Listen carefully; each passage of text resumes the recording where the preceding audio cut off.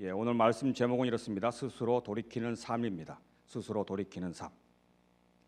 오늘 말씀에도 이미 제목이 들어가 있네요. 말씀 다시 한번 띄워주시겠어요? 너희는 스스로 돌이키고 살지니라. 스스로 돌이키는 삶, 살지니라의 삼자가 딱 들어갔고요. 돌이키다, 돌이키고, 이 돌이키는 것이 무엇인지를 오늘 의미를 찾아가는 게 오늘 말씀 주제의 핵심입니다. 그래서 스스로 돌이키는 삶, 스스로 돌이키는 삶이 오늘 이 시간 수요 예배 자리에 오신 여러분들, 사랑으로 부르신 여러분들에 통해서 하나님의 어떠한 삶 속에서 이 돌이키는 삶을 찾으라는 건지 진정한 의미를 깨닫는 시간, 그 시간 되었으면 좋겠습니다. 자, 스스로 돌이키는 삶. 여기서 스스로라는 단어를 좀 주목해야 될 것 같아요. 사실 속담에 이런 말이 있지 않습니까? 말을 한 마리의 말 맞자 말을 강가에 끌고 갈 수 있으나 물을 먹이지는 못하는 말 들어보셨죠? 억지로 해서 끌고 갈 수는 있습니다. 그러나 그 말을 물을 자기 스스로 먹지 않는 한 억지로 먹일 수는 없다는 속담이군요. 오늘 이 시간 하나님도 이런 마음의 심정 아니었을까 싶습니다. 스스로 돌이키는 삶을 살아라. 어떻게 보면 우리가 보기에는 하나님은 요술램프처럼 뭔가 굉장한 천지만물을 창조하신 분인데 그냥 말 한마디면 싹 해결될 걸 가지고 왜 우리의 삶을 이렇게 힘들게 하는 걸까요? 마치 이 속담과 비슷하지 않나 싶습니다. 스스로 깨닫기를 원하시는 거죠. 그럼 돌이키라는 단어의 뜻은 무엇일까요? 국어사전에 이렇게 나와 있거든요. 원래 방향에서 돌린다. 앞으로 가고 있으면 뒤로 돌아가는 거죠. 턴하는 거죠. 또 이런 말도 있습니다. 지난 일을 다시 생각하다. 돌이켜 생각해 보니 그런 말이 있죠. 근데 오늘 이 성경 구절에서 그런 건 아닌 것 같아요. 지난 일을 돌이키다는 생각은 아닌 것 같고요. 방향 전환의 뜻이 좀 맞는 것 같습니다. 그리고 이런 말이 있네요. 자기가 한 말이나 행동에 대하여 잘못이 없는지 생각한다. 과거에 내가 돌이켜 생각해 보니 내가 잘못했어. 그럴 때 돌이키다는 말을 쓰는군요. 국어 사전적으로는 첫 번째와 세 번째 말이 오늘 성경의 원어적인 의미와 같습니다. 원어적인 의미는 이렇게 적시하고 있습니다. 이렇게 얘기합니다. 마음을 고쳐 달리 생각하다. 그 원어적인 표현의 뜻이 마음을 고쳐 달리 생각해야 된다. 오늘 이 시간 수요 예배를 통해서 하나님께서 여러분에게 선포하십니다. 마음을 고쳐 달리 생각하라. 그것이 무엇인지를 찾아가는 거예요.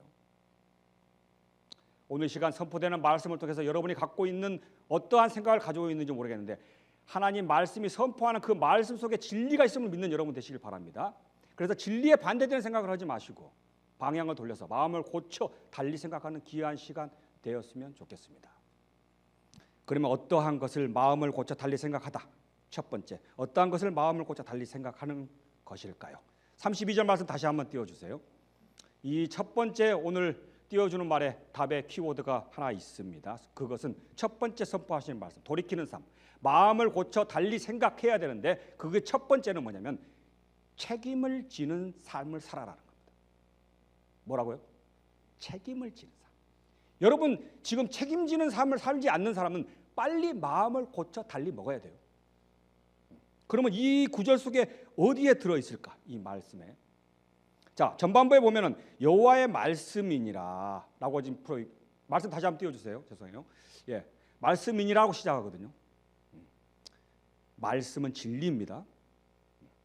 이 말씀이라는 단어가 여호와의 말씀하시는 말이 나오거나 옛날에는 가라사대 그런 말 나왔죠. 그러면 눈을 쫑긋해서 봐야 됩니다. 하나님이 직접 선포하시는 입에서 나오는 말씀, 예수 그리스도가 공생의 기간에 마시는 말씀, 빨간색으로 데려가 있는 것, 그건 아주 중요한 단어들입니다. 자, 그런데 죽을 자가 죽는 것.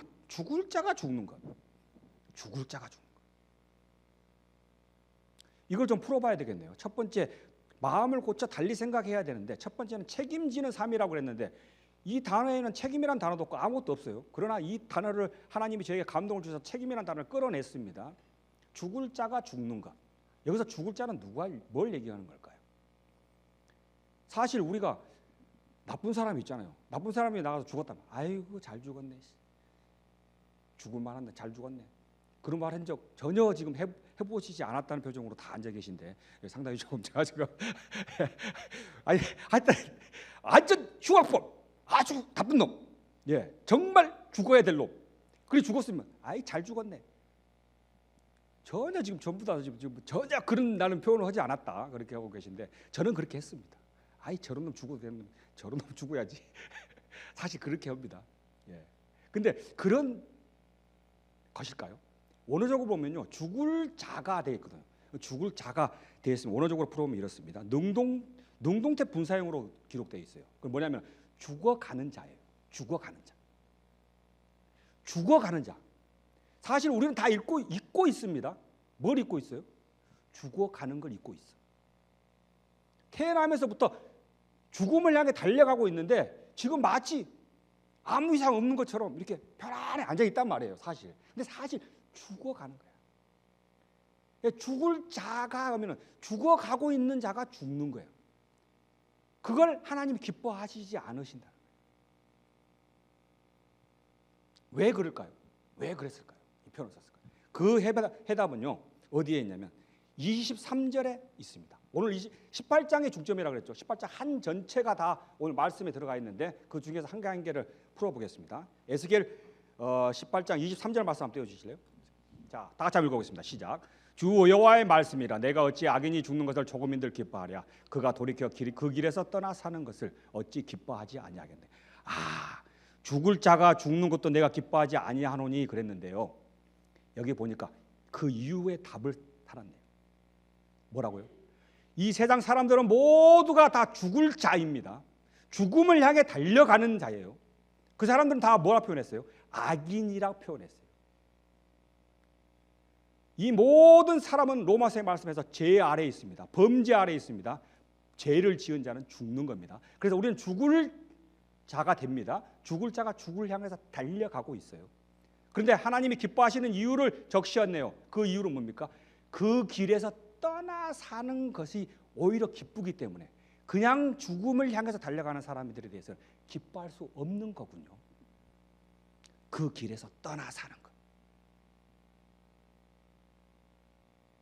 근데 이 단어를 가지고 어떻게 책임지는 사마와 연기가 있습니까? 라고 물으시는데요. 이 에스겔이 썼던 그 당시 상황을 들어가 봐야 됩니다. 그리고 18장 전체를 읽어봐야 됩니다.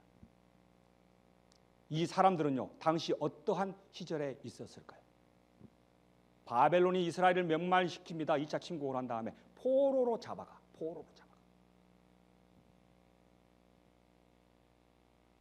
포로로 잡아가서 포로의 종과 노예 생활을 하고 있는 그 실정입니다. 그때 에스겔이 선포를 하는 거예요. 선지를 하는 거예요. 근데요 이 포로된 자들이요 이 자녀들이요 누구를 원망하는지 아세요? 내가 포로되어 있는 상황 속에서요 아빠 엄마를 원망해. 왜 그랬을까요? 왜 그랬을까요?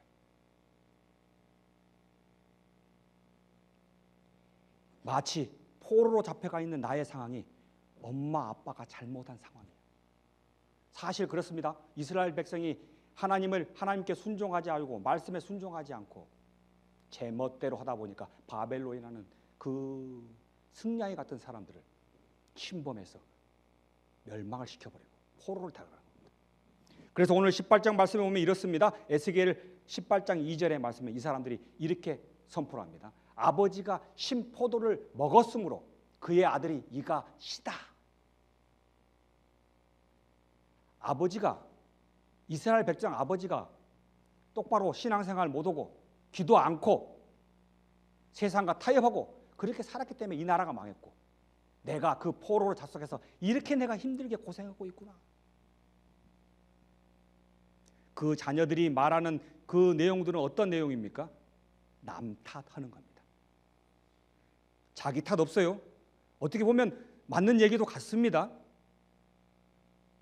내가 포로로 끌려온 거, 내가 이 세상에 태어난 거, 내 의지로 된 거 하나도 없죠. 같이 태어나는데 어떤 사람은 삼성그룹 회장 아들로 태어나고 나는 왜 이리 찌질이도 복이 없는 부모 만나서 이런 고생만 하다가 자식 키우려고 먹고 살만 하니까 갑자기 또 질병이 타고 와가지고 아이고야 이거 어떡하나.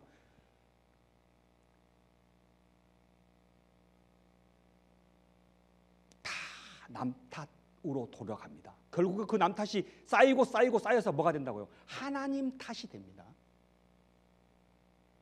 그래서 오늘 이런 불평과 불만을 하는 이스라엘 백성에게 하나님이 얘기하십니다. 죽을 자가 죽어가는 자, 남만 타다가 두고 가는 그 사람들에 대해서는 기뻐하지 않으신다. 어떻게 하라고요? 그 악인의 길에서 떠나라. 남 탓하고 조상 탓하고 부모 탓하고 주변 이웃 탓하고 자식 탓하든 하고, 우리 주영교회에서 신앙생활 하는 가운데서도 나만 이상이 없죠. 말 들어보면 나만 이상이 없으면 나는 잘하고 있는데 왜 이리 섬기는 자가 이렇게 없는지. 군대에서도 그럽니다. 매년마다 20년 이상 면담을 하는데 똑같아. 뭐라 하는 내용이 계속 이렇습니다. 우리 때는 안 그랬는데 요즘 애들은 빠졌다고 얘기합니다. 큰일 났다고 얘기합니다. 정말 큰일 났을까요? 사실 그렇지 않거든요. 오늘 이 시간 여러분이 생각하는 그런 탓, 책임지려 하지 않는 그런 모든 삶에서 오늘 이 시간 마음을 고쳐 달리 생각하시길 바랍니다. 그게 돌이키는 삶입니다. 상황과 여건, 주변 탓하지 마시고요. 부모 여건 탓하지 마시고요. 같이 신앙생활하는 다른 사람 탓하지 마시고요. 하나님과 나와의 관계만 생각하십시오. 그게 오늘 18장에서 하는 말씀입니다. 아버지가 이가 싫음으로 내가 이가 싫어. 아버지가 이가 쓴 포도주를 먹었는데 제 입이 쓸 리가 뭐가 있겠습니까? 근데 이 당시에 이스라엘 백성들은 이럴 만한 이유가 있습니다. 그것은 이겁니다. 신명기 5장 9절에서 10절 말씀 한번 띄워주시겠어요? 자, 이거예요. 다 잊지는 못하고요. 여호와는 질투하는 하나님이신즉 나를 미워하는 자를 죄를 갚되 아버지로부터 아들까지 3대까지 이르게 하군요. 나를 사랑하고 계명을 지키는 자에게는 1000대까지 은혜를 베푸느니라. 신명기 하나님의 율법을 말씀을 받는 그 사람들이 이 말씀을 기초해 가지고요. 아버지가 잘하면 나도 복을 받으니까 아버지 잘못으로 내가 이랬다 생각하는 겁니다. 이 말과 이 말을 뒤집어서 둘을 딱 견주하면서 책임을 회피하는 겁니다.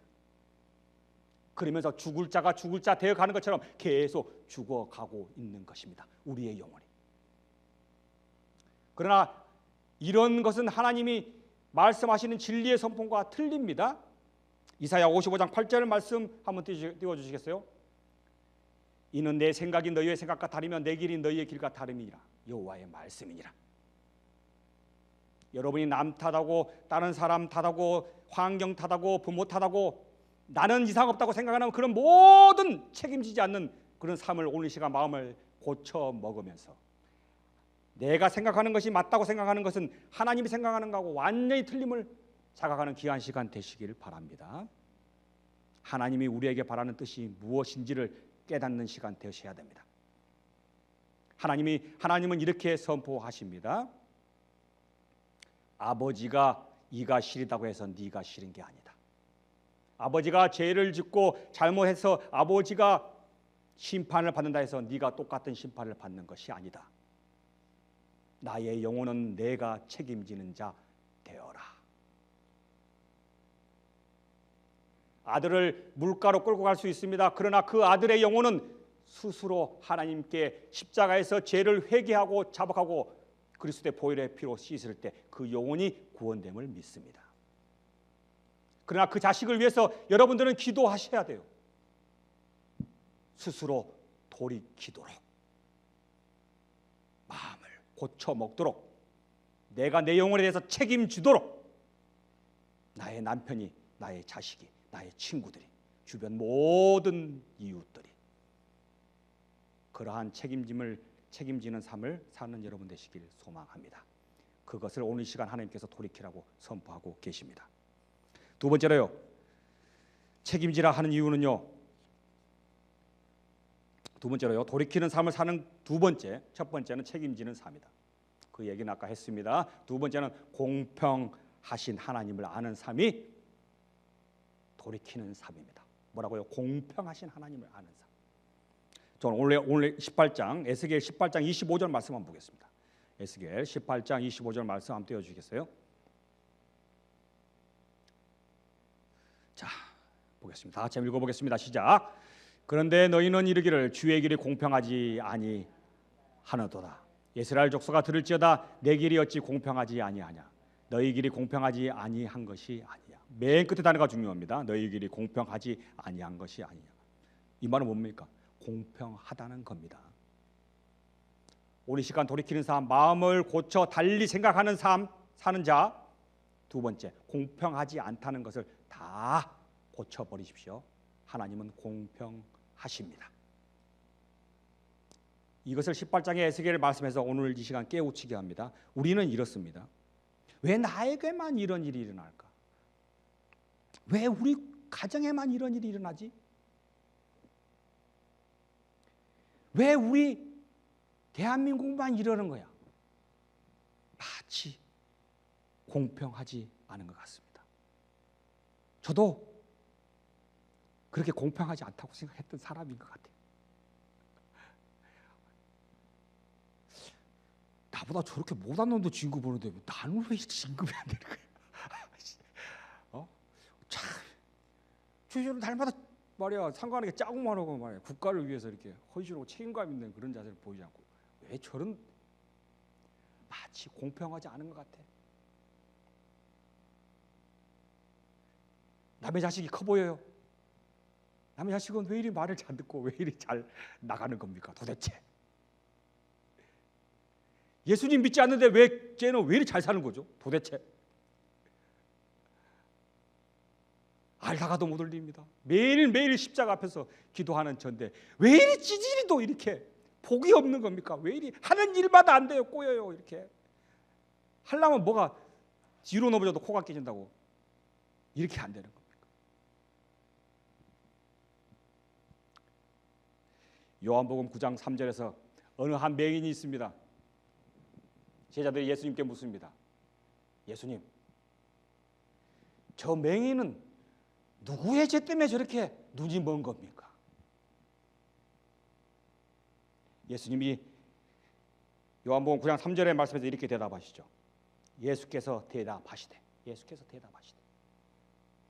이 사람이나 그 부모의 죄로 인한 것이 아니라 그에게서 하나님의 하시는 일을 나타내고자 하심이라. 공평하다는 그 틀 속에 여러분이 다 갇혀 있다 보면요, 모든 게 불만스러워요. 모든 게 부정적입니다. 모든 게 마음에 맞지 않아요. 내가 처한 현실 모든 상황에서 공평한 하시다는 하나님을 오늘 시간 인정하는 여러분 되시길 바랍니다. 왜 그런다고요? 이런 환경과 역할 속에서 공평하시게 하나님은 보라보고 계시며 그 상황을 어떻게 이겨내는 것인지, 어떻게 주님과 동행하시면서 이 상황을 달리 고쳐 먹으면서 행동하신지 여부를 하나님이 여러분을 보고 계시는 걸 믿으시기 바랍니다. 그렇기 때문에 첫 번째 그게 공평한 겁니다. 어떤 사람을 돈 많아서 공평하게 지켜보시는 게 아니고요, 어떤 사람은 아름다워서 공평하게 지켜보시는 게 아니고요, 하나님의 자녀된 백성 모두를 말씀 가운데서 여러분을 지켜보고 계십니다. 그 상황을 아십니다. 그리고 그 상황을 어떻게 여러분이 이루어 나가는지를 보고 계시다는 것을 믿는 여러분 되시기 바랍니다. 그게 마음을 고쳐 돌이키는 것입니다. 공평하지 않다는 것을 공평하다는 틀 안에 모두 가다 넣으십시오. 그리고 여러분이 생각했던 그 공평은 언제 이루어진지 아십니까? 저는 깨달았어요. 찌질이도 하나님 믿지 않고 날마다 우상 숭배하는 사람, 돈 많이 벌어. 어떻게 돼요? 결국에는 심판의 공평에 처하게 되는 줄 믿으시기 바랍니다. 죽었을 때 그 모든 것이 결정되며 그 모든 잣대 아래 하나님의 심판대 앞에 서름으로써 공평하게 되는 것입니다. 이로써 공의를 세워나가는 것이죠. 그래서 남 욕할 필요 없습니다. 남 거 부러워할 필요 없어요. 나와 하나님과의 관계 속에서 공평하신 하나님을 믿으며 그 하나님이 주시는 말씀 가운데서 이걸 어떻게 이루어 나갈 것인지만 고민하는 여러분 되시길 소망합니다. 그런 마음으로 고쳐 먹는 그런 귀한 시간 되시길 바랍니다. 송명희 시인이라고 있습니다. 사진 한 장 찍어주세요. 송명희 소아마비 장애인입니다. 1963년생이에요. 한 의사가 실수로 내성마비 장애를 얻었습니다. 약을 잘못 처방했죠. 근데 이 사람이 이렇게 공평하신 하나님이란 책자에 이렇게 적습니다. 나는 어머니가 미웠고 왜? 내성마비를 만들어줬기 때문에. 하나님이 원망스럽다. 나를 이렇게 만들어 놓고 나타나지도 않고 아무것도 해주지 않는 하나님을 불신하고 원망하며 끊임없이 방황했다. 한없는 외로움, 답답함, 자살하려고 하는 그 극심한 절망. 그런데요, 1979년 10월 부흥에서 통곡하면서 하나님을 만나게 됩니다. 하나님을 믿으라. 믿지 아니하면 죽으리라. 마치 죽어가고 있는 자, 죽음을 향해 달려가고 있는 자. 첫 번째 설명을 드렸죠. 책임지는 그 삶에서. 그때 하나님을 만나면서 그 영감을 통해서 지은 시가 있습니다. 그게 나입니다. 나 가진 재물 없으나, 나 가진 지식 없으나, 나 남에게 있는 건강 있지 않으나, 공평하신 하나님이 나 남이 가진 것 없지만 공평하신 하나님이 나 남이 없는 것 같게 하셨네. 그런 수많은 시편을 쓰면서 작사를 하면서 저자를 발표하고 결국에는 1985년 기독교 최우수 도서에 선정되는 귀한 삶을 살고 있습니다. 엊그저께도 3월 초에 신문 연재에 기대되었더군요. 여러분, 돌이키는 삶 두 번째, 공평하지 않다고 생각되는 모든 것들을 오늘 이 시간 예수 이름으로 물리치시고 하나님은 정의로우시며 공평하신 하나님이라는 것을 오늘 이 시간 고백하는 시간 되었으면 좋겠습니다. 그 하나님이 여러분을 지켜보고 계시고요. 결국에는 종국에 하나님의 의를 나타내시며 여러분에게 공과 사를 정확히 구분하실 줄 믿습니다. 그리고 마지막 이제 돌이키는 삶 세 번째 마지막은 어떻게 되느냐? 마음과 영을 새롭게 하는 삶으로 고침을 받습니다. 여러분을 마음의 생각을 달리 생각하게 만들어요. 18장 31절 말씀 다시 한번 31절 말씀 띄워주시겠어요? 자, 마지막 구절이기 때문에 다시 한번 읽어보겠습니다. 시작. 너희는 너희가 범한 모든 죄악을 버리고 마음과 영을 새롭게 할지어다. 이스라엘 족속아 너희가 어찌하여 죽고자 하느냐. 여기서 모든 죄악을 버리고 지금까지 여러분이 안 좋게 공평하지 않으신 하나님이라고 생각했던 거, 내가 책임지지 않으려고 생각했던 모든 것들을 하나님과 멀리하고자 했던 그런 모든 죄악들을 버리고 그 사이에 하나 단어가 빠져 있어요. 원본에는 라켐이란 단어인데 너 자신을 위해 나를 살리기 위해 마음과 영을 새롭게 할지어다 이렇게 들어갑니다. 오늘 말씀 스스로 돌이키는 사람하고 딱 떨어지죠. 여러분 이제 말씀을 정리하겠습니다. 지금까지 여러분 모든 신앙 가운데서 남의 탓이라 했던 것을 모든 것을 나의 중심적으로 돌리십시오. 마음을 고쳐 달리 먹으십시오. 그리고 자녀에게도 교육을 시켜야 됩니다. 본인의 영혼은 본인이 책임지도록 만들어야 됩니다. 남편의 영혼, 남편의 영혼을 책임지도록 만들어야 됩니다. 그를 위해서 우리는 기도하고 더욱더 하나님께 매달려야 됩니다. 그런 식으로 모든 책임을 내가 지는 책임제로 바꾸는 여러분 되십시오. 그리고 여러분 가운데에서 공평하지 않다고 생각할 때는 모든 것들을 물리치시고 공평하시고 공의로우신 하나님을 붙드십시오. 그랬을 때 하나님은 어떻게 하십니까? 예수 그리스도를 통해서 새로운 마음과 영을 주십니다. 다시 일어설 수 있는 힘을 주십니다. 미워하는 마음에서 그 사람을 불쌍히 볼 수 있는 눈을 주셔요.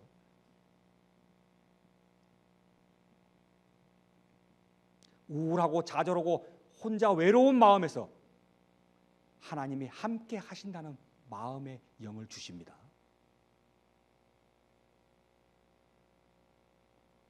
그래서 그 외로움이 하나님과 함께 동행하심으로 바뀌어 나갑니다. 그게 새로운 영과 마음입니다. 그래서 고린도후서 5장 17절에 어떻게 선포하십니까? 고린도후서 5장 17절 띄워서 다 같이 읽어보겠습니다. 시작. 그런즉 누구든지 그리스도 안에 있으면 새로운 피조물이라. 이전 것은 지나갔으니 보라 새 것이 되었도다. 아멘. 예수 그리스도 안에서 사순절 기간 매일매일 십자가 앞에서 내 책임을 자복하시며 공평하신 하나님을 높이 올려드리며 공의로우신 하나님을 믿었을 때, 그때 예수님의 보혈의 피가 여러분을 정화시켜 주실 것입니다. 그 이후에 새로운 피조물로서 새로운 영을 받으며 매일매일 희망을 바라보며 사랑을 얘기하며 내 이웃의 손을 잡아주며 그런 하루하루를 살아가는 여러분 되시길 소망합니다. 그런 가정 됩시다. 그런 주연 공동체 됩시다.